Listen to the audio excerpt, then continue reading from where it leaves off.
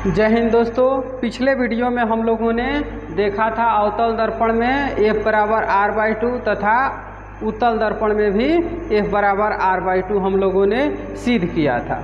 ठीक है, आज हम लोग देखेंगे चिन्ह परिपाटी। ठीक है, चिन्ह परिपाटी यानी कि अगर मुख्य अक्ष से किधर रहेगा तो प्लस होगा और किधर रहेगा तो माइनस होगा। ठीक है, या फिर प्रतिबिंब दूरी है तो कब प्लस में रहेगा, वस्तु दूरी है तो कब प्लस में रहेगा, कब माइनस में रहेगा। ठीक है, इसके बारे में हम लोग जानते हैं।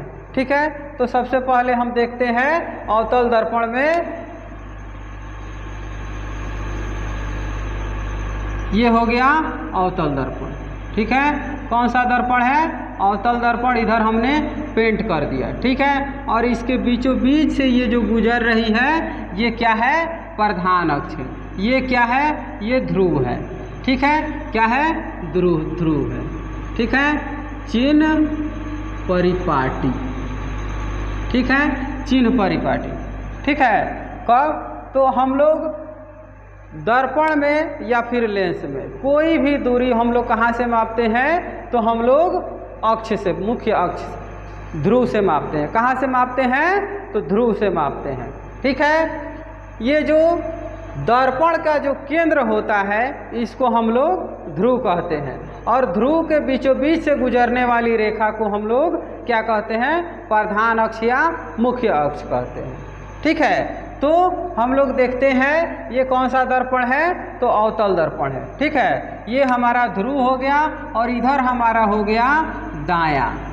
ठीक है, और इधर क्या हो गया? हमारा बायां हो गया। ठीक है, ये हो गया ऊपर और ये हो गया नीचे।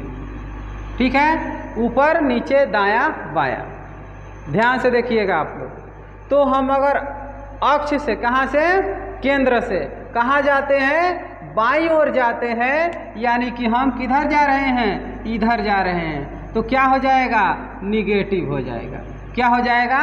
निगेटिव। यानी कि ध्रुव से अगर हम बाईं ओर जाते हैं तो क्या हो जाएगा? हमेशा निगेटिव रहेगा। क्या रहेगा? तो निगेटिव रहेगा। ठीक है, और अगर हम ध्रुव से दाईं ओर जाते हैं तो क्या हो जाएगा? पॉजिटिव होगा। यानी कि हमेशा क्या रहेगा? प्लस में रहेगा।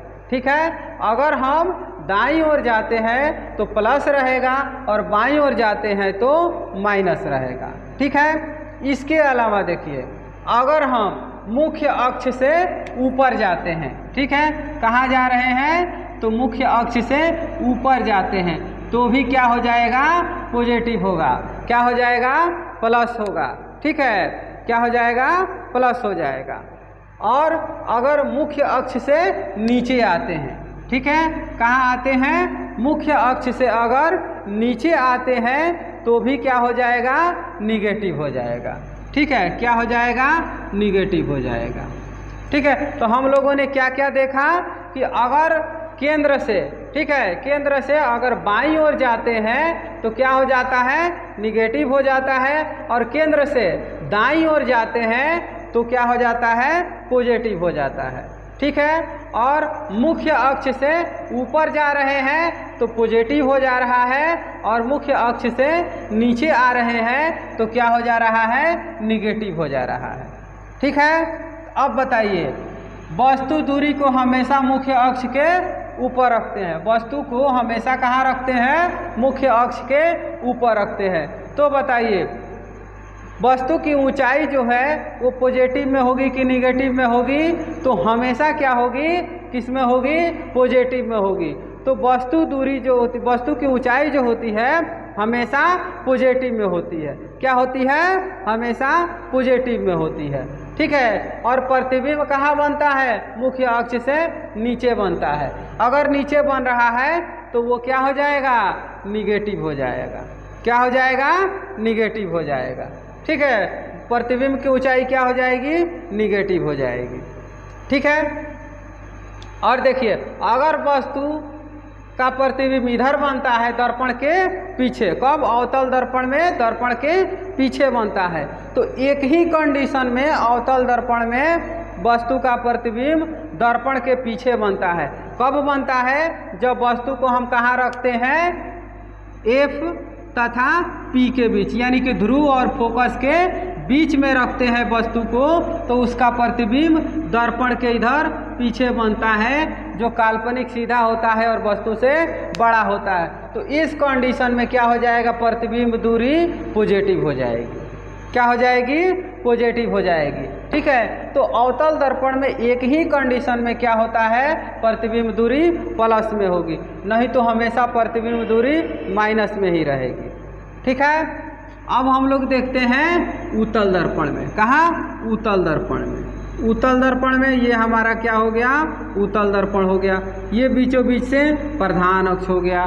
तो उत्तल दर्पण में हम देखते हैं वस्तु को हमेशा इधर रखते हैं और प्रतिबिंब हमेशा कहाँ बनता है, इधर बनता है, काल्पनिक बनता है, और एक यहाँ पर बनता है, यानी कि दो कंडीशन में बनता है। तो हम यानी कि हमेशा कहाँ बनता है, दर्पण के इसी साइड, यानी कि दायां ओर बनता है। कहाँ बनता है, दायां ओर। तो प्रतिबिंब दूरी हमेशा ही उत्तल दर्पण में पॉजिटिव होगा। ठीक है, उत्तल दर्पण में हमेशा प्रतिबिंब दूरी क्या हो जाएगा, पॉजिटिव हो जाएगा, और वस्तु दूरी निगेटिव हो जाएगा।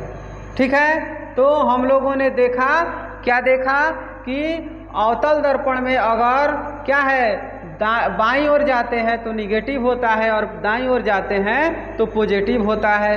ठीक है, और अगर ऊपर जाते हैं तो पॉजिटिव होता है तथा नीचे आते हैं तो निगेटिव होता है। ठीक है, वैसे ही उत्तल दर्पण में हमने देखा कि वस्तु दूरी क्या होगी, निगेटिव में होगी, लेकिन प्रतिबिंब दूरी हमेशा पॉजिटिव में रहेगी। वस्तु की ऊंचाई जो है, चाहे अवतल दर्पण हो चाहे उत्तल दर्पण हो, हमेशा किस में होगा, तो पॉजिटिव में होगा। किस में होगा, पॉजिटिव में होगा।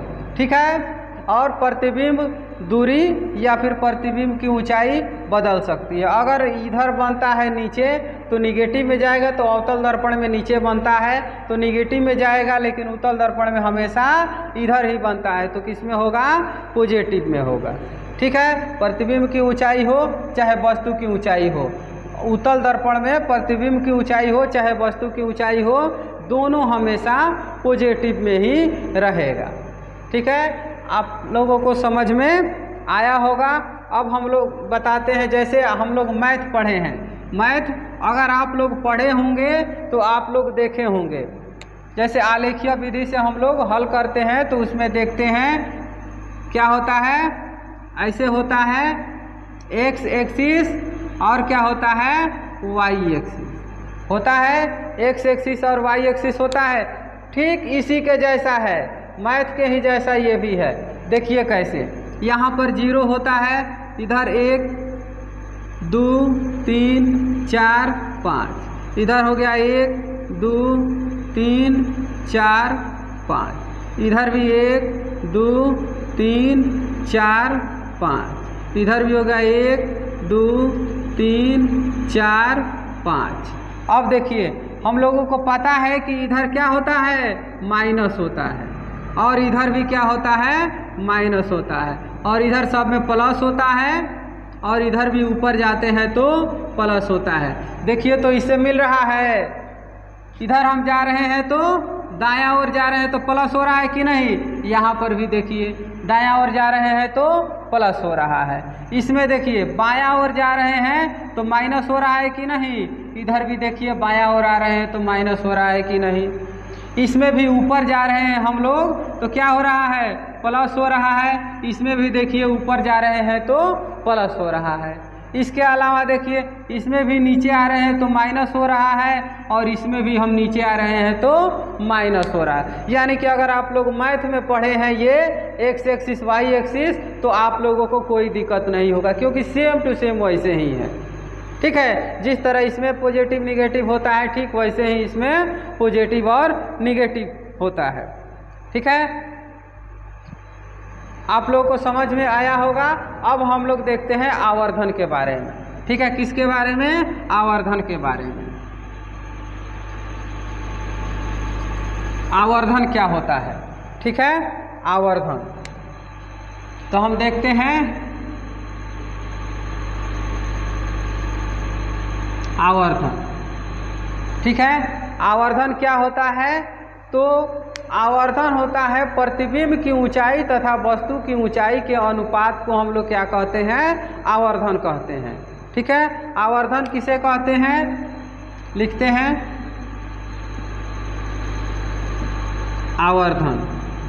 ठीक है, तो आवर्धन क्या होता है, प्रतिबिंब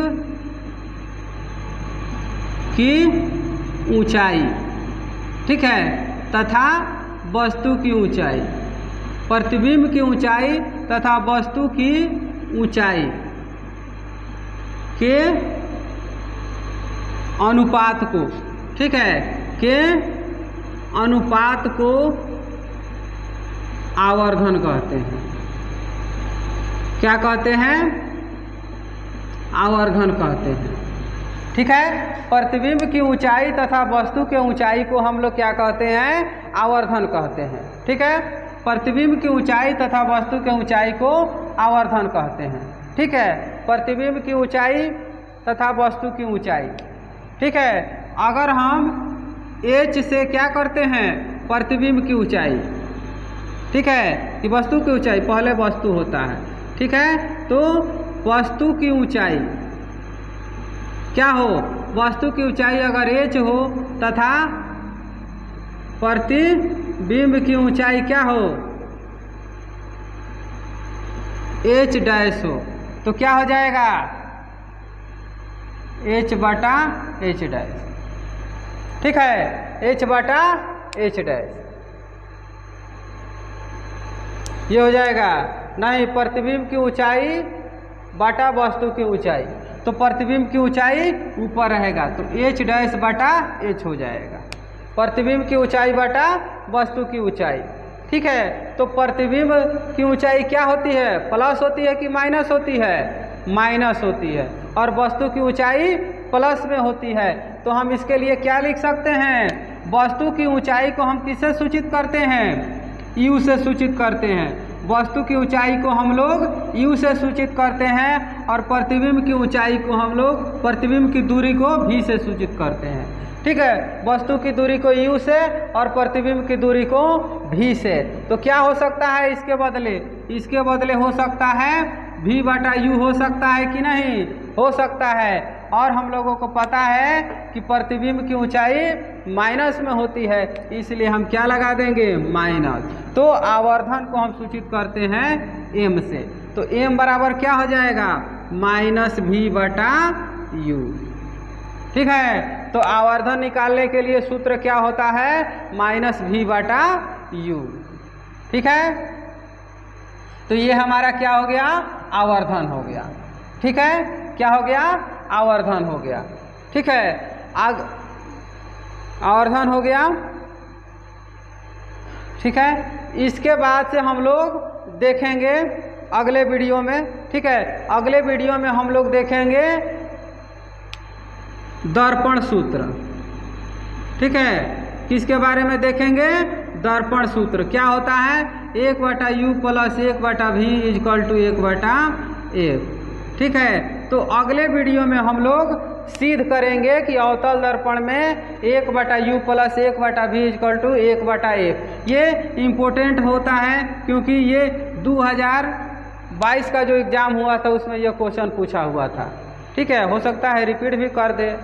ठीक है, ये बहुत इम्पोर्टेंट क्वेश्चन होता है। ठीक है, इसलिए इसको हम लोग अगले वीडियो में सिद्ध करेंगे। तब तक के लिए जय हिंद।